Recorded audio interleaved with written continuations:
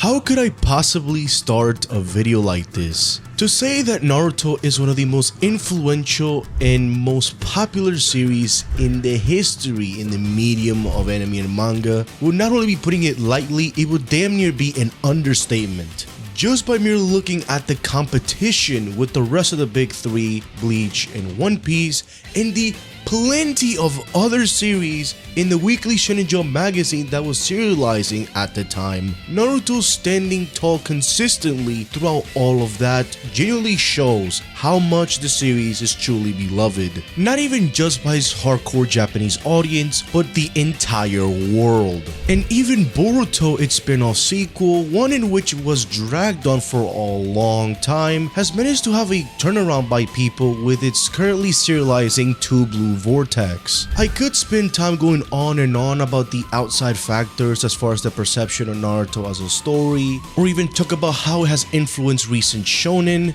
but ultimately, as fun as that video would be, this is not that. As always, I only love to talk about the storytelling, but even that in itself is a problem. Naruto has serialized since 1999 and ended in 2014, and that's the manga. The anime ended in 2017. We're in 2024, and since 2014, basically almost 10 years, the amount of videos that has been created as Naruto was serializing and since it ended is generally massive and overwhelming. How in the hell can I possibly add something new to the table in regards to Naruto as a story? Trying to find the point of this video was genuinely driving me absolutely fucking nuts. And as I went back to the drawing board, I actually had an epiphany, and that epiphany was in the form of a simple question. The question being, what makes Naruto special?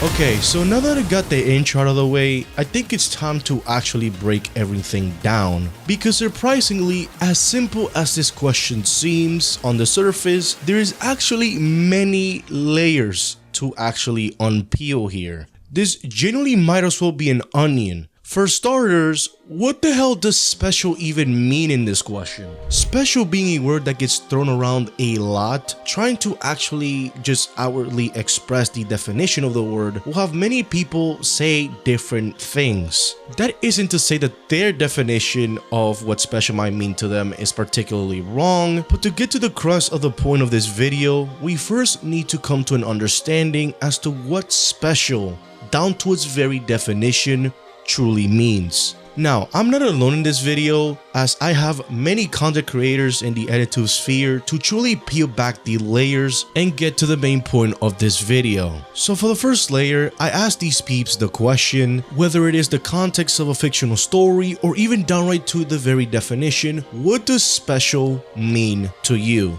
What does special mean to you? Something that is able to carve its own place in a certain field. There's also different ways to be special. I guess special to me is just something that really resonates with you and just hits you at the right time. It's kind of unexplainable, but it's more of like a feeling than anything else. Special to me would be something that holds value in my heart. It would be something I have a emotional connection to. For me, special isn't a term that just means the quality of whatever I'm experiencing. It's different than saying something is good or something is perfect. I use special when I think something very unique and personal is happening.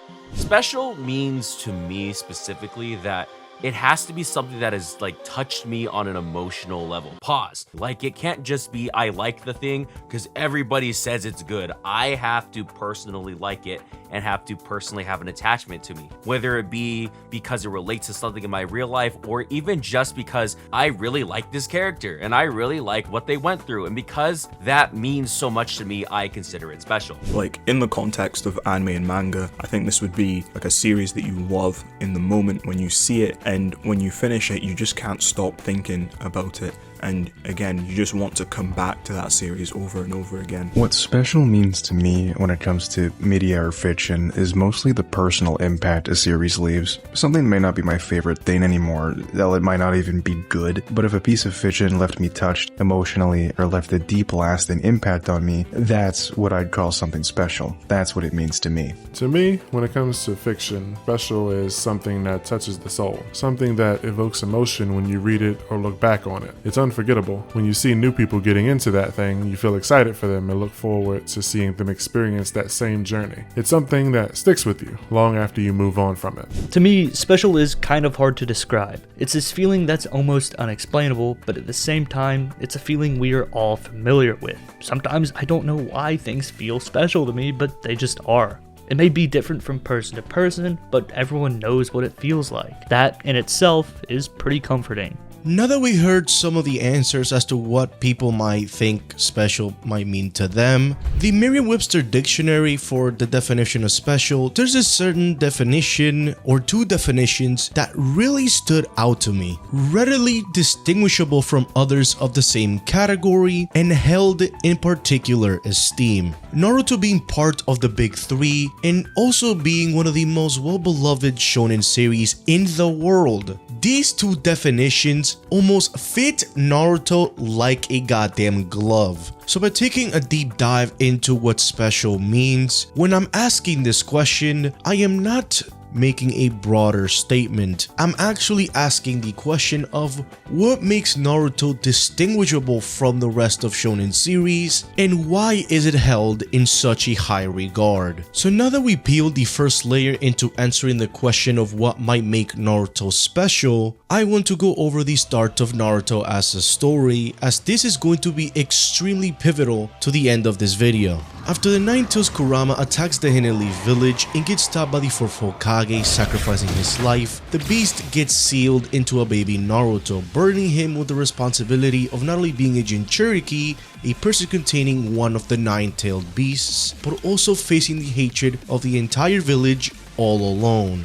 This brought isolation and solitude like no other, as he barely had friends or even a family member to confide in. This pushed Naruto to be particularly bratty and do anything to get even the tiniest bit of acknowledgement from the village, even if it was ultimately negative. He was looked down upon at school as he failed to do even the simplest of things like a regular clone. Despite all of that, Naruto had a goal, one that seemed larger than life itself, and that was to become Hokage. After learning the Shadow Clone Jutsu and saving Iruka's life, he finally for the first time in his life got properly acknowledged as a shinobi and felt the special bond that he needed in all of that time in solitude. Shortly thereafter, he becomes a part of Team 7 with characters like Sensei Kakashi Hatake, Sakura Haruno, and his biggest rival and best friend, Sasuke Uchiha.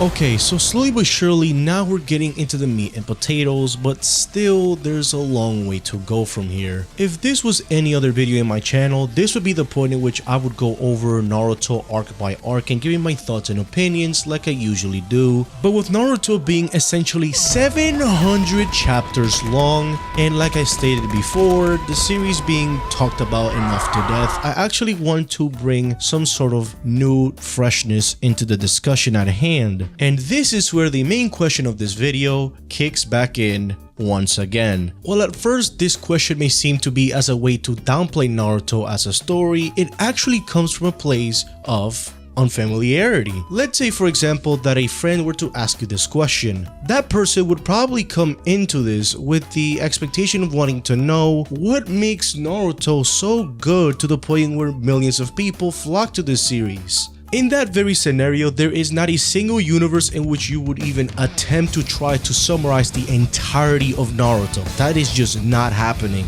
However, in that very scenario, most people would talk about either a moment or moments that touched them emotionally and left a core with them after finishing the series. So with that being said, the next question that I asked the content creators in this video was, what arc or specific moment in Naruto touched you emotionally? Oh, so many. I'm just gonna name a few. Rock Lee and Guy debating on whether or not to get the surgery, peak moment. Choji's fight during Sasuke retrieval arc. Naruto versus Gaara. Kakashi's speech to Sasuke after he stopped him and Naruto from fighting on the roof. Obito's speech to Kakashi when he wanted to go save Rin. I could go on. I feel like the pain arc is the main arc that I feel like I have an emotional connection to, because I think that perfectly encapsulates all of Naruto's themes and messages into one. And like the true essence of what Naruto is as an anime is in the pain arc, in my opinion. The first Final Valley fight between Naruto and Sasuke is hype. I don't think anyone would disagree. However, there's one specific moment that really snaps you out of that adrenaline rush and brings you right back to the conflicting emotions of this fight. Seeing Sasuke scream out to Naruto in pure frustration, "You were alone to begin with. What can you possibly know about me?" is such a deep stab in the open wound for not just Naruto, but especially Sasuke. It's a desperate battle for connection, shown through rage, sadness, and regret. For me, this fight is a pure masterclass where the physical battle isn't the highlight for me despite how top tier it is, but rather the emotional conflict that continues to rise more and more to the surface with each attack. This fight is what makes Naruto, Naruto. Emotional scenes is something that I think the series always excelled at, but besides Jiraiya's death, because I feel like everyone can agree that that is objectively the best emotional moment in the series, I'm gonna be different, because what always stuck with me were the scenes of little kid Naruto living alone in the apartment, because it just crushes your heart. Seeing Naruto at like 4 years old, by himself, in a dark apartment with just spoiled milk and ramen noodle packs it's just so depressing. The third Hokage gave Naruto basic necessities and had moments where he was with Naruto, but overall, he didn't really have anyone. That is, until he met Iruka. Seeing those scenes just makes me so sad. Or when Naruto reunites with his parents in Naruto Shippuden, I can't even talk about those scenes without choking up. I think the earliest one that I can bring up, it's Naruto, his relationship with Iruka, and discovering that he holds the nine-tailed fox. And I think this is the sort of scene that only becomes more emotional as you read the story, and especially as you reread the story, and what you know about later events recontextualizes the first chapter. Because when you think about what Naruto is as a character, and you think about the characters that he meets on his journey, like Gaara, Obito, Nagato, these characters who are similar to him, but all went down a bad path because they didn't have necessarily people in their lives to assist them. And you realize that Iruka's presence in the first chapter, the way that he recognizes Naruto's unique identity, the way he recognizes Naruto's hard work, and his good spirit, and he treats him like a human being for the first time. I think reading back through Naruto, that becomes the most emotional moment in the series, and then in turn that makes future moments more emotional. To be vulnerable with everybody for a second, I would honestly say I was a pretty lonely kid growing up, and I often felt isolated from my peers. I think that the part of Naruto that touched me the most was watching him fight his loneliness to change into a more mature person who people look to and respect, as well as a person who is kind and forgiving while also being principled and willing to take a stand for what's right and what he believes in. The entire first part of Naruto captures this very well. From the Land of Waves, where we see Naruto working to help an exploited and abused people while also realizing that his ninja world isn't quite as black and white as he was led to believe, to the Valley of the End, where we watch Naruto struggle with his growing relationship and rivalry with Sasuke, as well as Sasuke's inner darkness and Naruto's own personal demon. These arcs blew my mind as a kid. I had literally never seen anything like it. Most of the story arcs of Naruto have touched me emotionally in one way or another, but the arc that really sticks with me the most is the Sasuke retrieval arc from the original series. It's at this point where the overall tone begins to shift, and it's a bit of a shock to see Sasuke willingly go to Orochimaru for power. Even though Sasuke's lust for power is a silent growing force during part 1, I never would have expected him to abandon the village and his friends to achieve this goal. This was the first time I ever watched a show where one of the heroes became a villain. There is this theme of betrayal here that really feels relatable also. A specific emotional high that I really loved and went back to pretty recently was the scene where Naruto realized that Jiraiya died. I love seeing main characters just like reflect on things. You can just see like what they're thinking about, what they're going through without much dialogue. But when you actually go back and see some of these moments, you realize how organic of a character Naruto is. Like, I feel like he has such a strong like emotional range, and he just feels the most human out of many protagonists I've seen. When he like cries in this scene, that feels real, bruh. That doesn't just feel like top 10 sad anime moments. Like, that just feels like bro's world is just crushed. He's not even like witnessing the death right in front of him. He's just told about it, and he's just thinking about it, and he just has to like deal with it, and it sucks so much for him, bro. I think that's what gets me. For me personally, it's going to be Minato's and Kushina's flashback. I'm a real sucker for some good parental sacrifice in my stories, and this moment just hit me in the right way. It just makes me so emotional. The fact that we already know Minato's and Kushina's fate, and we already know the Nine Tails is going to be sealed inside of Naruto. Something about already knowing the outcomes of this entire flashback just makes the moment even more tragic in my opinion. Minato's final goodbye to Naruto also just brings me to tears every single time without fail. My favorite moment in all of Naruto is the moment when it mirrors the beginning of the manga. When Naruto looks at Kurama, this monster that defined who he was, who caused the entire village to treat him like an animal. The very reason his parents are dead, even after all the awful things he's caused. Naruto recognizes that in Kurama, he didn't want any of this. He was just born into this world and immediately treated like he was a problem. And in Kurama, Naruto recognizes a part of himself. So it mirrors the very first chapter in Naruto, where Naruto is told that he is not the demon fox. He is a member of the Hidden Leaf. Kurama is not the demon fox. He's the partner of the hero of the Hidden Leaf. And then in that moment, Naruto calls him by his name, and that's when he gets KCM. It's so good. I love this panel. I just love everything about it. It's just, it encapsulates everything I feel about Naruto aside from Naruto versus Sasuke. It's pretty good.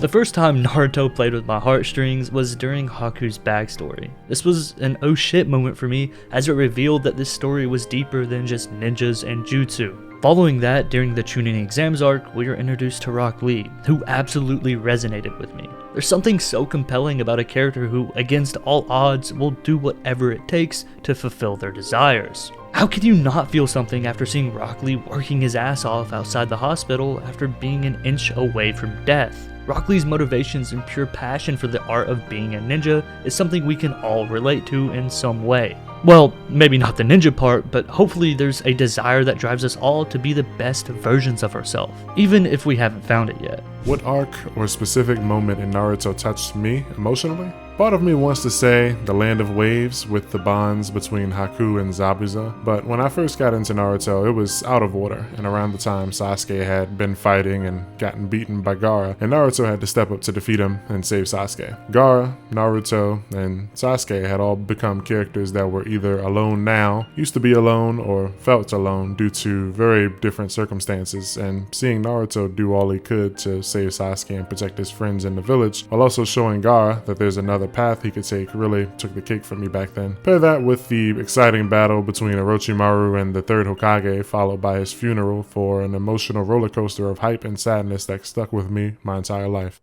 So look at what everybody said on here. I definitely don't think it's crazy to say that Naruto across the board has some of the most emotional moments in the medium of anime and manga. I mean, just look at a list of all of the arcs Naruto has, and just merely thinking of what happens between these arcs, you can think of moments that still are ingrained in your memory. This series does indeed have 700 chapters for a reason. And as much as I would like to talk about all of these moments, I am going to focus on two of them that genuinely hit the biggest chord with me as a human being. And these two moments are actually not that far apart from each other. The first moment is the Waterfall of Truth. As the 4th Great Ninja War is basically about to commence, Naruto, Killer Bee, and a bunch of other shinobi from both the Hidden Leaf and the Cloud Village essentially go to Turtle Island. While Naruto and Killer Bee are supposed to stay there in order for them to be protected from the ongoing war, Gamamaru, the Great Toad Sage,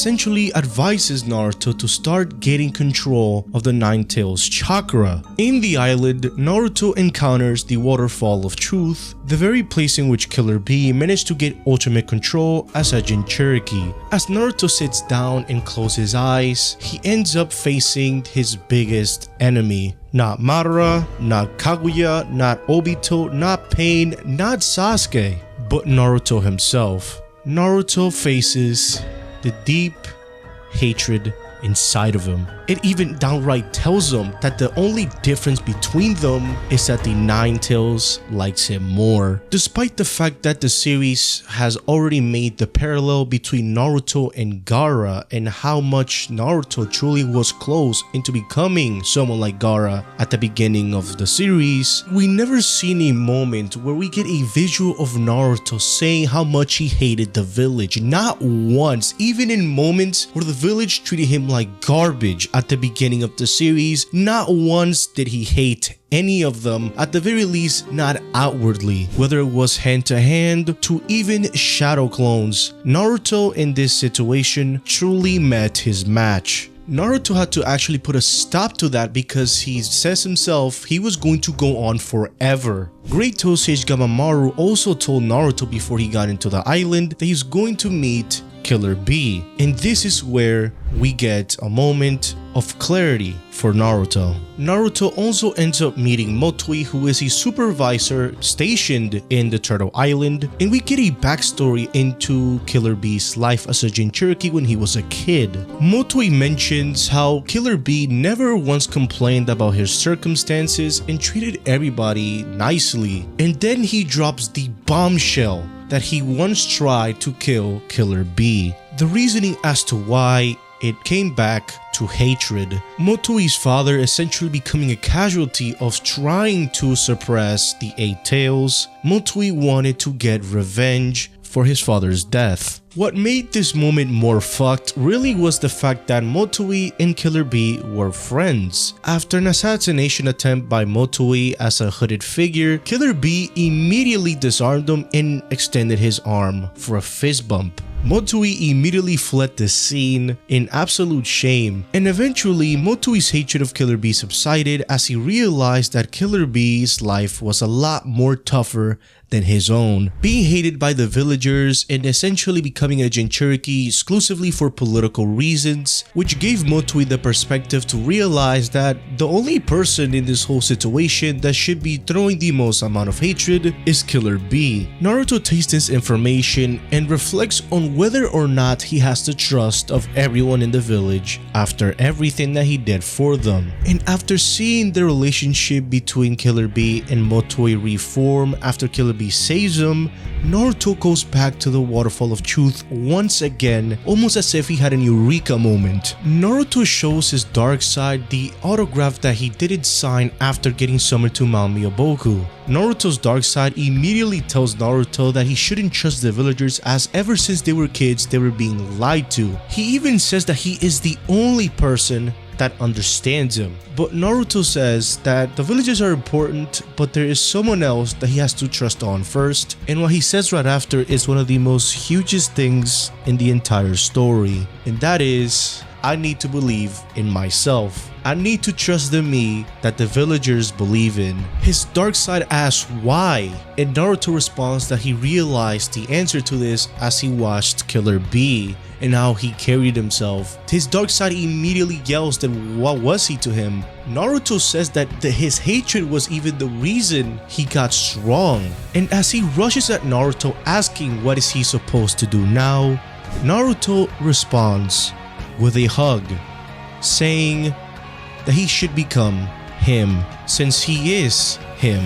This is, in my opinion, one of the greatest self-introspection moments a character has ever done. This really hit home for me for two reasons. One of them was being essentially the culmination of the internal struggle Naruto has went through as a character, and that extending to other characters like Killer Bee and Gaara, who have the similar struggle as Naruto. And the second reason is essentially the beautiful way in which the story tells you that having the resentments and hatred that you do, as much as you may feel they might be justifiable, it's okay to just let them go. and letting these things go is possibly the necessary step in you becoming a better person, a person that people around you in your life want you to be, a person that you yourself want to become. The second moment happens not too long after this, as essentially Naruto is in the middle of a tug of war with Kurama, the nine-tailed fox, and as he tries to essentially tame its chakra, trying to become a full-blown Jinchuriki with full control of the Nine-Tails power, Naruto is put in a position similarly with his fight against Pain. Even with the help of both Killer Bee and Yamato, Naruto still gets overpowered by the sheer amount of hatred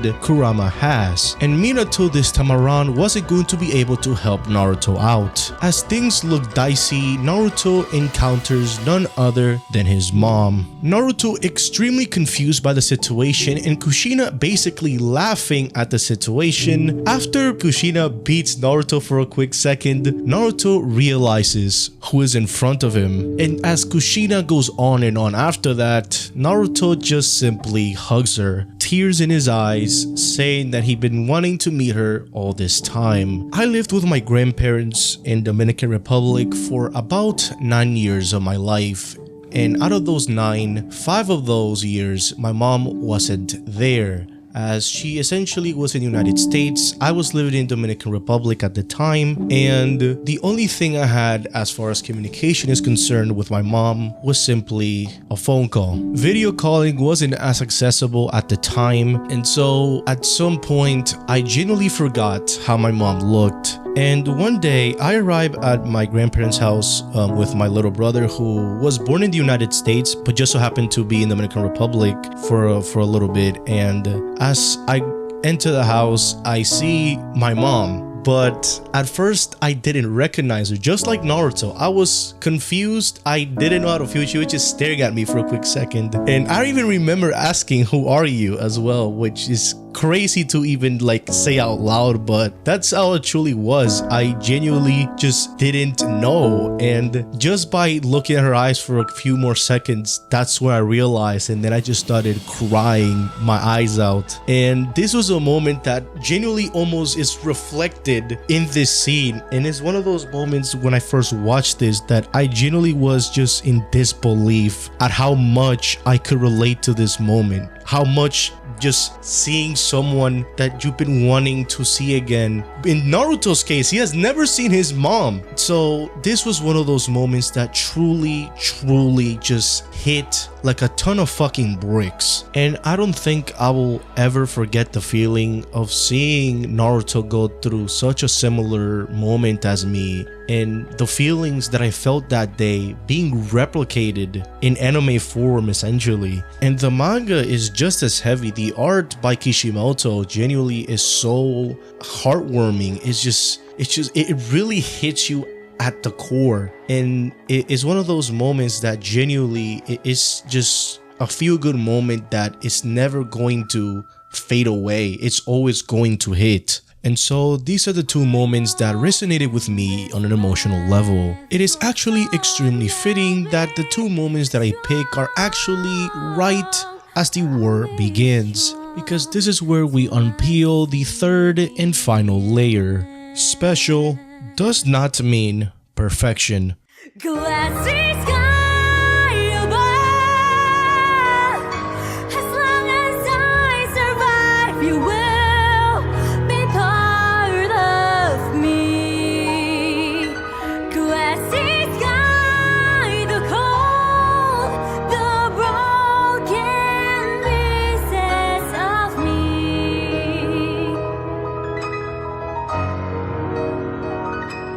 Glassy sky above covers over me.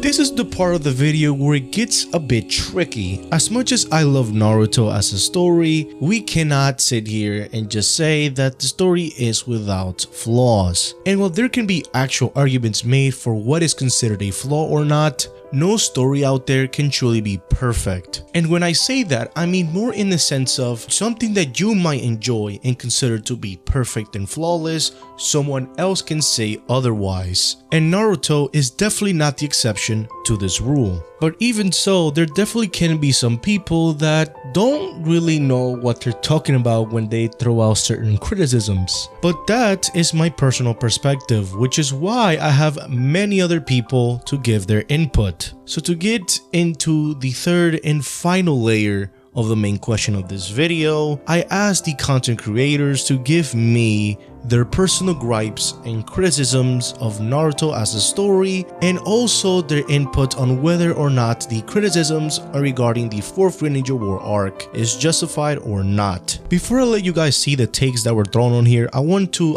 put a disclaimer that this is not from me. Anything that is said on here, if I don't specifically say this after, that is not my opinion. For the love of Jesus Christ, I do not want to become a sacrificial lamb for a take I did not say. So please do not come after me with a knife or something.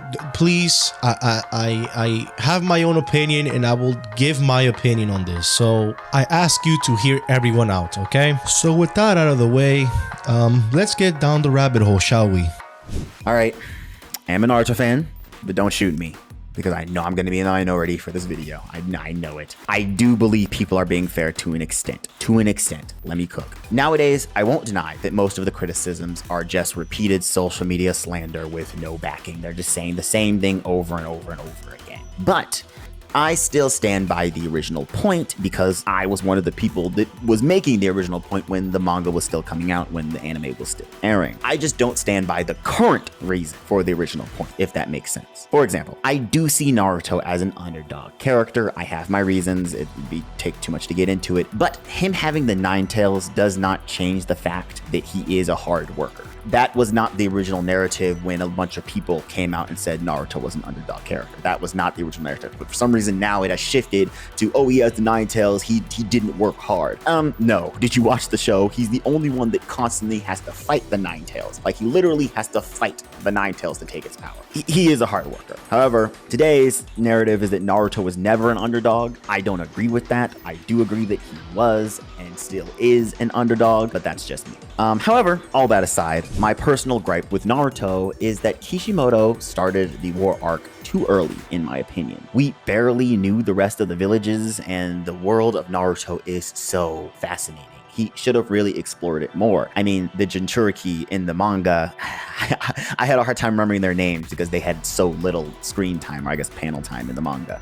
He should have explored it more, and instead of trying to fit a lot of history and a lot of lore into one massive arc. Basically, my personal gripe with Naruto is that Naruto should have been longer. I don't agree with most of the criticisms that the 4th Great Ninja War arc gets, and I think it has a pretty undeserved negative reputation. For a lot of the minor criticisms, I think it's understandable to have them, but the arc is so long and it has so many moments that are great that I think that it generally just outweighs it. For the larger criticisms people often have for characters like Naruto and Sasuke, as well as Obito and most famously Madara and Kaguya, I think that people a lot of times don't try to look at what the series is attempting to accomplish with those characters and the specific way that they are handled, and instead they have a very rigid idea of what is good and what is not good. I think that if people reassessed the arc and just came into it with an open mind, they come to see that there's a lot of things that they didn't remember from the first time they went through it, and they would come to appreciate even the things that they had previously criticized. Because I think it's the best arc Naruto has because of how much it accomplishes, and I think that people who are willing to give the arc an honest chance will tend to agree.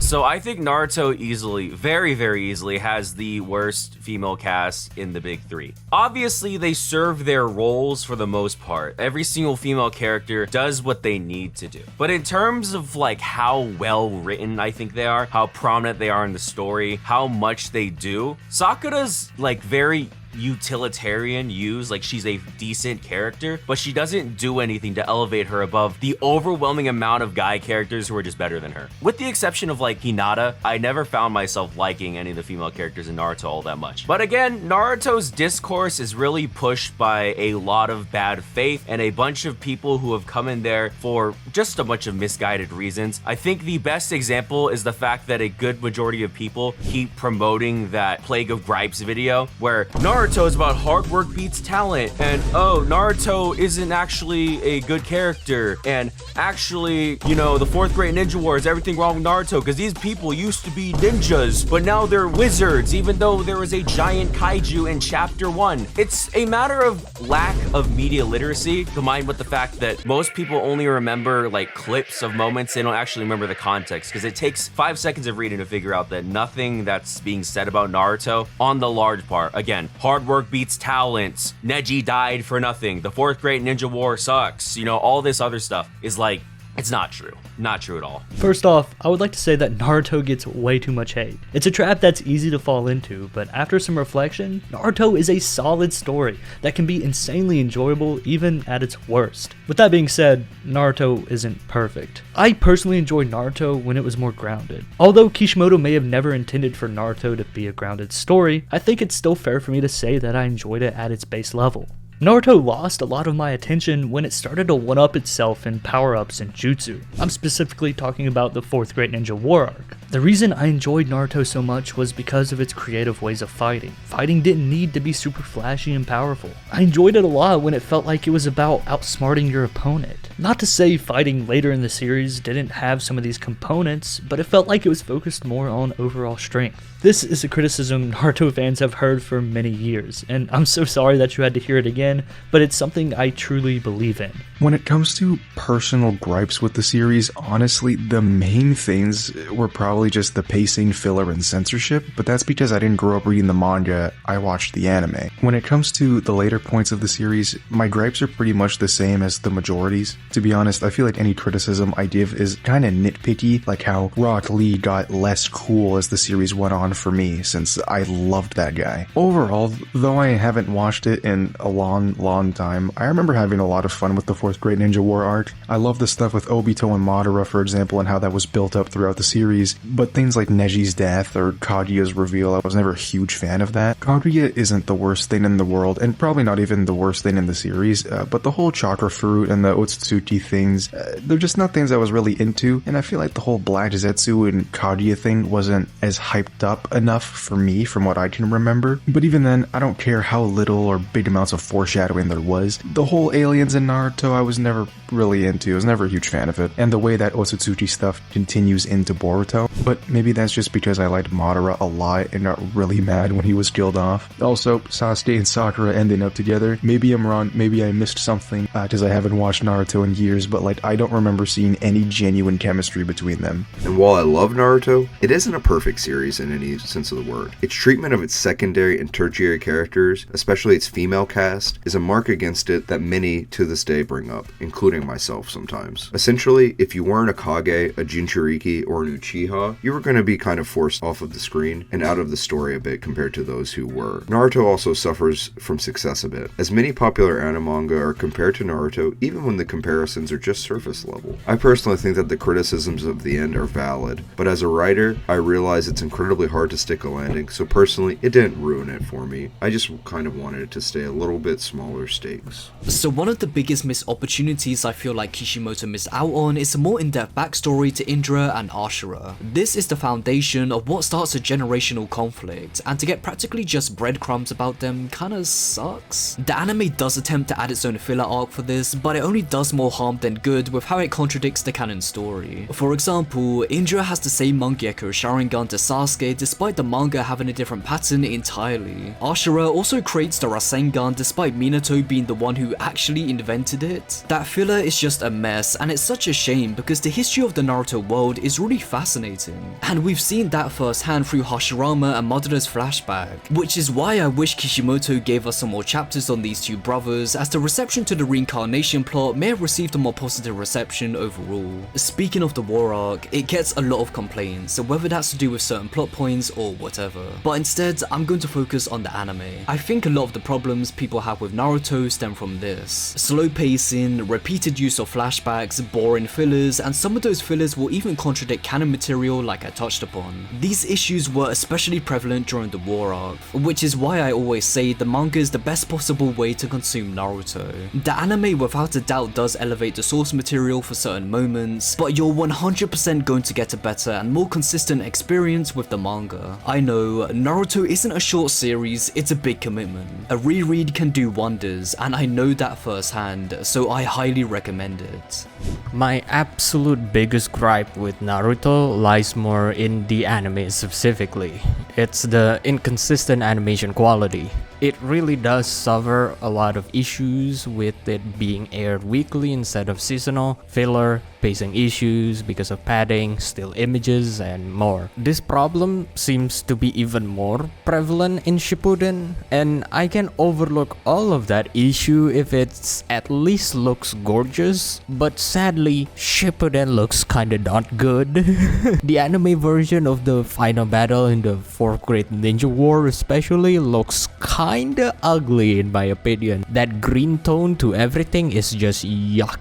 And don't get me wrong, Shippuden can puff off its animation and make this absolutely gorgeous, well choreographed animated fight for like an episode or two, and then it goes back to being still images. I haven't actually read the Naruto manga yet, but I have a huge sneaking suspicion that all the gripes I have watching the 4th Great Ninja War arc anime will mostly be remedied on the manga, because I can tolerate a story point that I'm maybe not a huge fan of, you know what I mean? Like the whole Kaguya thing, I'm not the biggest fan, but that's the way Kishimoto decided to do it, so like, yeah, I'm not the biggest fan of it, but I'm just gonna move on and not think about it too much. You know what I mean? But with the Shippuden anime, god me, man. There was a lot of points in my recent rewatch that it just felt like a slog to get through. And again, if that slog at least looked good, I probably can tolerate it, but that slog looks like shit,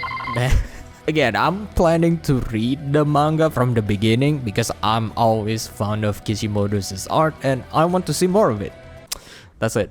Now that we looked at everything that everyone said surrounding the subject matter, I guess I should just go out on record and say that for the sake of this video, I actually read the entirety of Naruto. I actually never read the manga, I only watched the anime back in 2020, so revisiting Naruto, I had a chance to essentially look at my previous gripes and criticisms that I had with the story and see if they actually held up. And I'm gonna be completely honest here, before doing this read-through, I definitely had a lot more harshness towards the final stretch of Naruto for sure, and definitely believed that the series almost at a certain point fell off and picked up again with Sasuke essentially wanting a revolution and setting things in motion for the final fight between Naruto and Sasuke.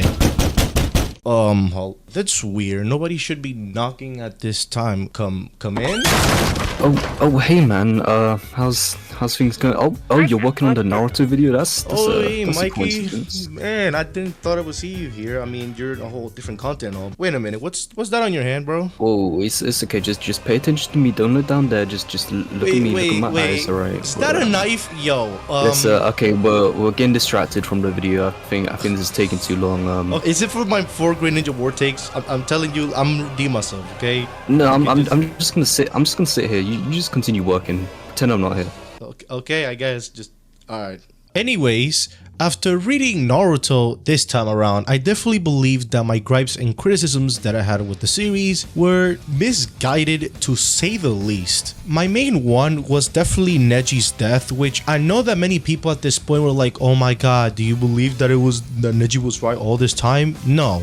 The issue that I had with Neji's death at the time actually was representative of a much bigger issue with Naruto in my opinion, and that was the Konoha 11 not being used as much compared to the other characters that get introduced in the time skip. But that doesn't necessarily take away from the moment of Neji's death, and that was something I essentially had to come to terms with as I read Naruto this time around. For the people that think that Neji at any point was in the right, I want to ask you a very simple question. If Neji's entire outlook on destiny was the right one, then why the hell did we sat through an entire backstory of his father and getting the reveal that he actually chose out of his own free will to protect the main branch? Why is Neji protecting Hinata out of his own free will somehow viewed as Neji falling to his destiny? This viewpoint would actually hold weight if Neji had the same exact outlook on life before fighting Naruto. Another layer to this death really goes on the fact that Naruto this whole entire time was trying to bear the burden of this entire world on his shoulders. Obito takes advantage of that fact and tries to push Naruto downwards emotionally, in which Hinata basically gives Naruto the reality check that everyone fighting in this war is willing to put their lives in order to prevent the Infinite Tsukuyomi from taking place. So how does Neji dying hurt this story again? Then there's also the still debated today moment with Madara being betrayed by Black Setsu and essentially Kaguya becoming the final villain of the story. And as much as I still believe that Madara should have been the final villain of the story simply because of the fact that Madara had a presence to him as an antagonist to the point that Kaguya was forever destined to never fill those shoes, Kaguya undoubtedly fits the story thematically and how shinobis themselves have been used for so long as a pawn for a larger scheme. This very theme and idea gets introduced all the way back in the Land of Waves arc as Naruto screaming at Zabuza to do something about Haku's dead body being disrespected by Gato. Zabuza says that Gato's been using both of them and that it is a shinobi's lot, either users or tools or both. Zabuza goes as far as to say that he himself used Haku for his talents and blood. Damn, I think that's essentially a cycle that's going on. And that very cycle gets repeated from Hashirama and Madara fighting against each other all the way to Madara's own downfall. Now there's definitely more to this. I could quite honestly make an entire video surrounding Madara and how his downfall was actually a lot more predictable, which is why I'm going to recommend you guys to watch Mikey Yubi's Madara Uchiha the False Messiah video, as he goes extremely in depth with this and go at the little nuances of Madara's entire character. I'm definitely recommending his video right now because it actually makes sense for this video and not because I feel like a knife is poking at my stomach at the moment. But regardless of that, I feel like people are being extremely unfair to this final stretch of the series and almost feels as if misrepresentations are just the common thing when it comes to discourse surrounding this final stretch, where it really isn't fair. The Child of Prophecy idea that gets introduced in the story somehow undermining Naruto's hard work and dedication he put in the series is something that will forever irk the shit out of me, because this doesn't take into account or consideration the plethora of times Naruto could have realistically given up and it would have been understandable. He was hated by everyone in the village, by the way. Let's not forget that. The story itself plays into the fact that Naruto could have ended up just like Gaara if he let his hatred take over. So the fact that he got to where he got at the end of the series is more telling of who Naruto is as a person rather than the help he got from others. And looking at things from that lens is how we're gonna get to the answer of the question.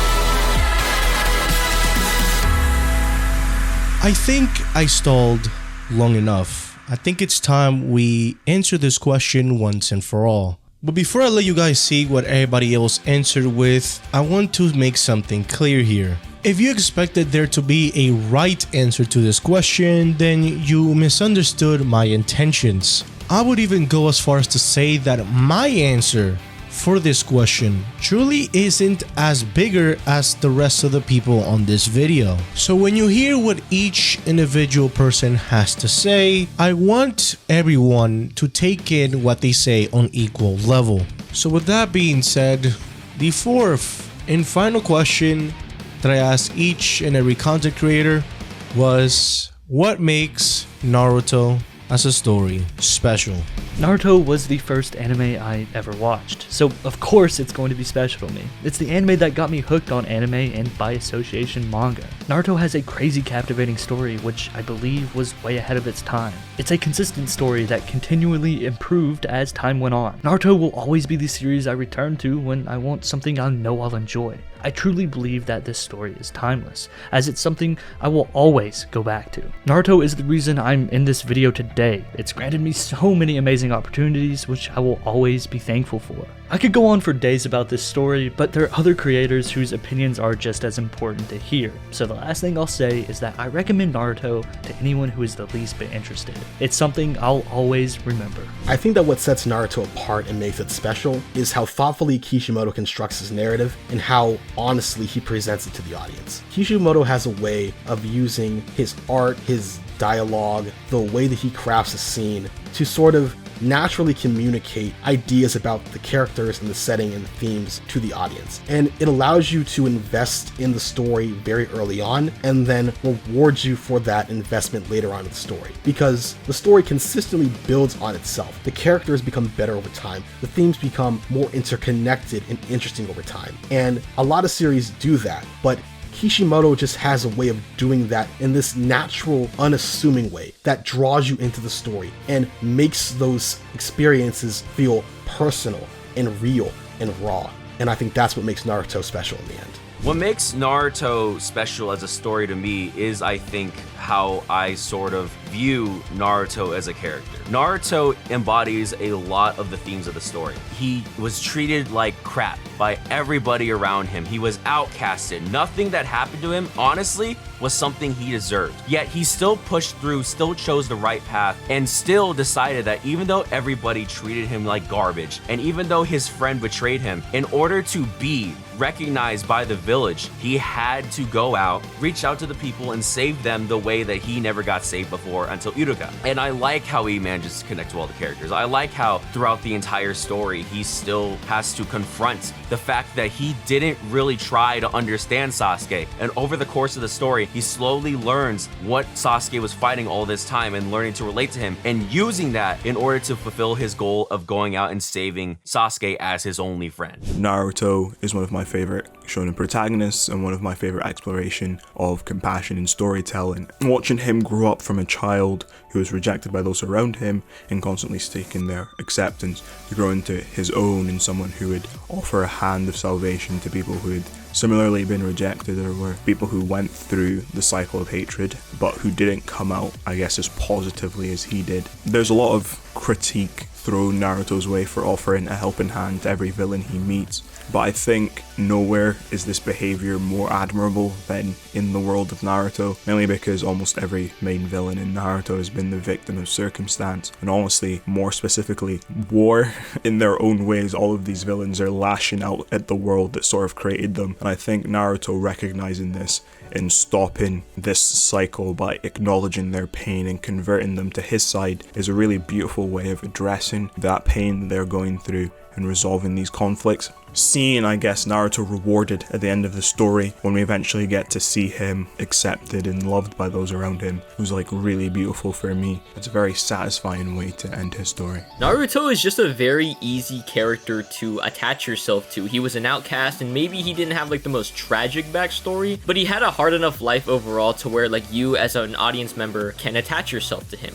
Because all he ever really wanted was just for people to just like him and just like admire him. And that really strikes a chord with me even now, because I don't want to get too into detail, but as a kid I felt like I was always kind of like outcasted or seen as weird, and I always wanted people to like me and see me as an individual. So I feel like in that sense it's just so easy to see yourself in Naruto. There's no other like shonen manga that feels like as personal as Naruto. You can maybe argue some are better, but Naruto as a manga just feels like a friend. It feels like something you can come back to, and even if that friend has flaws and has things you don't like about them, you'll always come back to them because deep down you love them and they've done a lot for you growing up. And I think that's what makes Naruto special. I love ninjas, and I always have. You know, I grew up with stuff like Ninja Turtles, so when I saw Naruto, it took one of my favorite concepts and did something I personally had never seen before. And I remember the memory super clearly. I was, I think, 6 years old, and I saw Naruto recommended to me on Netflix, and I was like, oh, okay, I'm gonna start this. And from the second you start the series, it pulls you in. The Nine-Tailed, the Hokage, using chakra, jutsus. Naruto was just really cool, and I couldn't stop watching it. But the more I did watch it, I started to like the series for more than just, this is cool, I love ninjas. I loved the characters, I loved their motivations, I loved the mysteries like Itachi, and just the crazy lore. I was just so invested. Naruto as a series is still incredibly special to me because it was one of the first anime I watched, even if the only reason I did start it was because I thought Naruto looked a lot like Goku.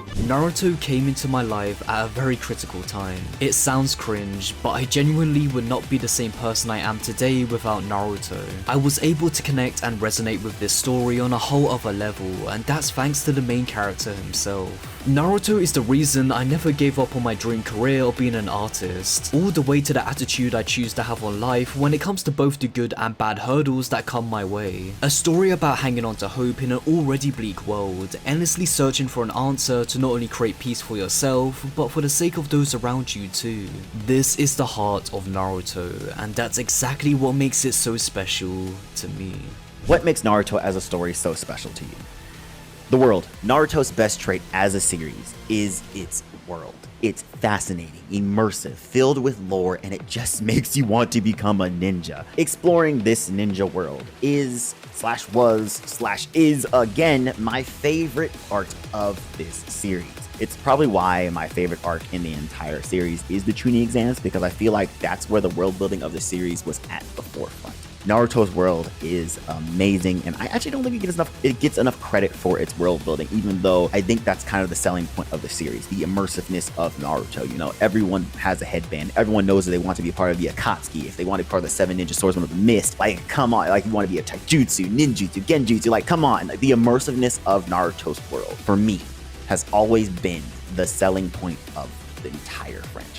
Naruto is very special to me because it focuses so much on the bonds between the characters. It focuses on the positive and the negative. There's an emphasis on connections and what they mean for each character in the show, and it makes them very relatable, and it's easy to become invested in them. I think Naruto stands out from other shonen for that very reason, and I love how Kishimoto was able to balance the action with the raw, genuine human emotions. What makes Naruto special to me is really just a number of things, like it being the first manga that I decided to read after watching episodes broken up into 3 parts on YouTube and 240p. Times were rough back then, but Naruto kept us kids fed. It was one of the first stories we got to follow where we would feel some real emotion watching it. It's a series filled with jokes, but also lots of mature moments. I've shed tears numerous times watching Naruto, and honestly, many people will probably agree that stories like Naruto taught them more in real life than a lot of other things you probably should have taken lessons from. I can remember exact events and moments in my life when looking back to the time I spent following Naruto's journey. I can recall conversations and debates I had with friends and the excitement I had to read new chapters with those same friends when we got off the bus every week. I make a big fuss now when I see people still talking about the big 3 when there are so many other new stories out, but truth is, I get it. Naruto is iconic, and for hundreds of thousands of kids around the world, it's their rock, their favorite series of all time, and I can't hate on anyone for that, because I was that kid too, and I hope anyone who picks up Naruto from now and into the future loves the same moments I did. I'm confident they will, actually, because it's a timeless classic. Zupper Will, man, thanks for including me. Y'all subscribe to his channel. I feel like what makes Naruto special to me is how its influence on the rest of anime as a genre. You see so much of Naruto's remnants and pieces in so much, not just anime today, but so much modern media today, and I really like that influence being present, you know. And I feel like what makes it special to me is like the escapism. They're seeing like Naruto overcome all of life's hardest challenges, and not just Naruto, but all the other characters as well. Through their hard work, they're able to achieve whatever they dream. You know, no matter what's been happening to them, they're still able to achieve what they want to achieve. just through the simple message of never giving up. And as corny and as cliche as that message is, I feel like it's true, because that never give up message has definitely had an impact on my life. So we have now heard every answer from every one of these people here, and I understand the question that everybody at this point of the video is asking is, why did I frame the video this way? Why did I went in such a roundabout way into talking about Naruto?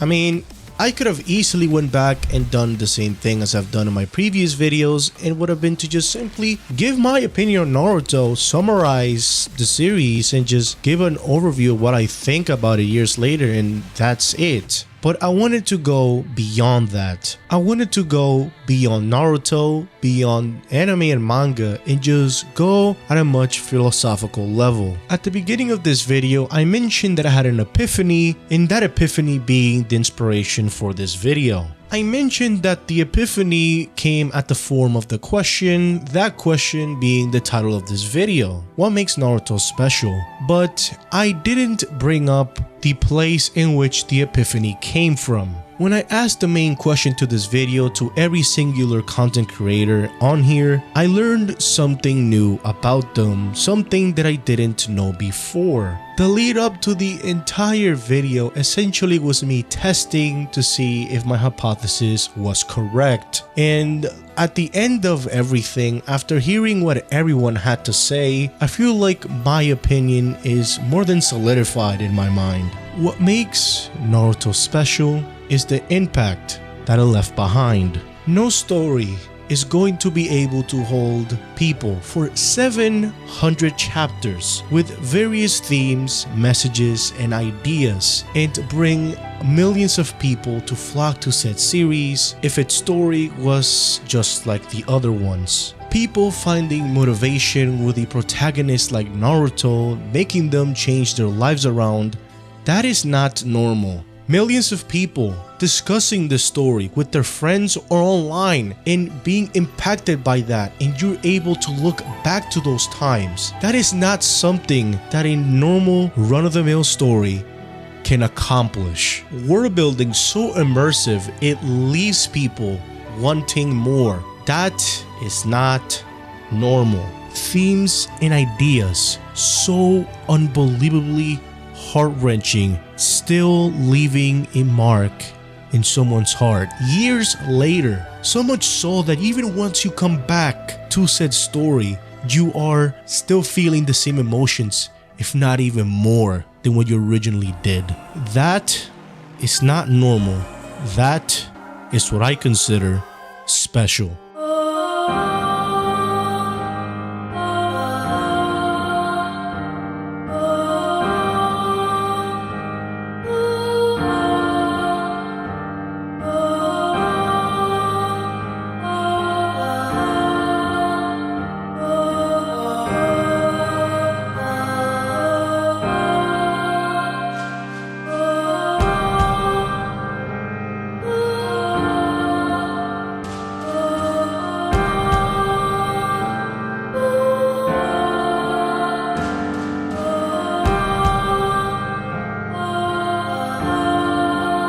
I remember watching Naruto basically 4 years ago, that being my first anime, and just being in shock and awe at everything that I was witnessing a new medium that I never really watched before at that point. Seeing this journey of a bratty kid who was hated by his village for having a monster inside of him, wanting to achieve his goal of becoming Hokage and being acknowledged by the very same people that hated him, was something extremely captivating.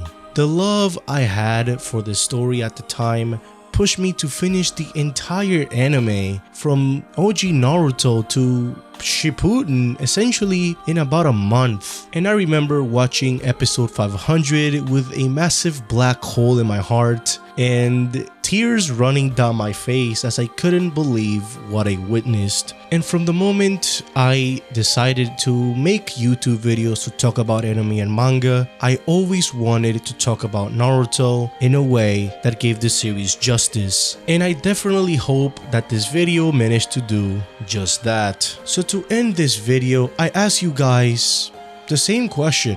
What makes Naruto special? What aspect of the story of Naruto is ingrained within you years later? What is the one thing that always wants to make you reminisce on the story? Leave it in the comment section down below, as I am very curious to see what you guys say. I want to give out a massive thank you to every single content creator on this video. I appreciate that you took your time of your day and hearing me for a couple of minutes. I want to give out a bigger special thank you to Diego, who did such a phenomenal job with this video. I can't really put into words how much this guy has put the effort in when it comes to editing this whole thing. Genuinely go to his channel right now and subscribe to him, please. He deserves that probably more than I do. But nonetheless, that is really it for this video. Thank you guys very much for sticking through to the very end. And with that, hope you guys have a wonderful rest of the day wherever you are. See you guys next time. Now I can finally be alone. Farewell, my one and only friend! Just give up and let me cut you down already! Sorry, can't do that. 'Cause I'm your one and only friend. That's what you said, right?